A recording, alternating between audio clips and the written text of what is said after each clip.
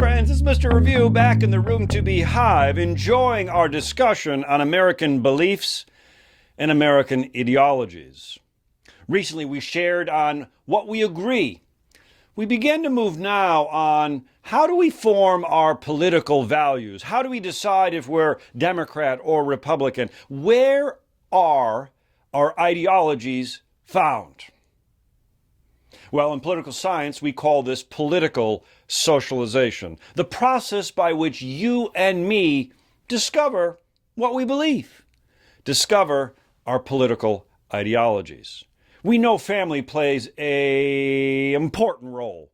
The family in which you were raised right now are placing upon you certain environments, certain cultures, certain identities, all of which influence your political ideology. We know your friends play a role, the environment, the schools that you're in. I like to look at certain demographic characteristics. This isn't to say that we are passive and just simply victims of our own zip code.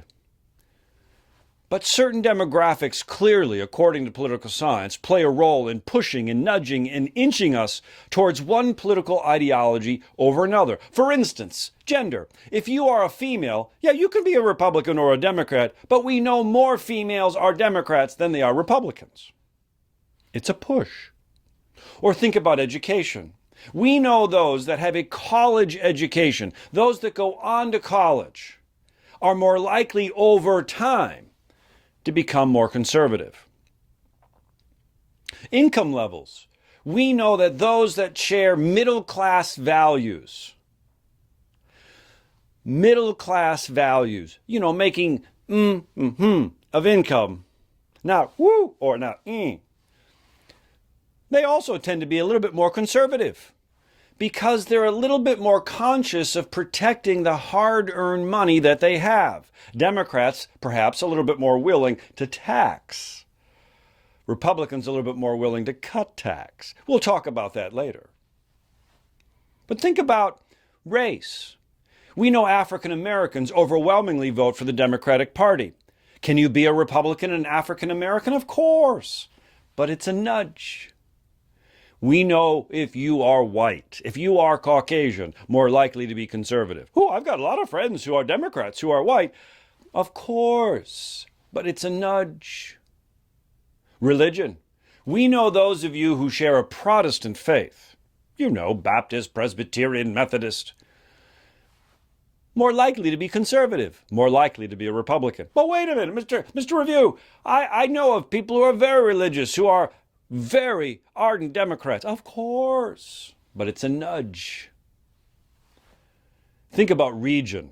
We know those that are raised in the South tend to be more conservative. Those that are raised along the coasts, New York, Los Angeles, tend to be more liberal. We know that those who are rural, farmers, small towns, tend to be more conservative. Those that are raised in big cities, even suburbs, tend to be a little bit more liberal. Region is a demographic characteristic. What we're looking at are political ideologies and beliefs. How are they formed? It's the political socialization process. And this process is influenced by more than just, I wonder what I think. We're nudged.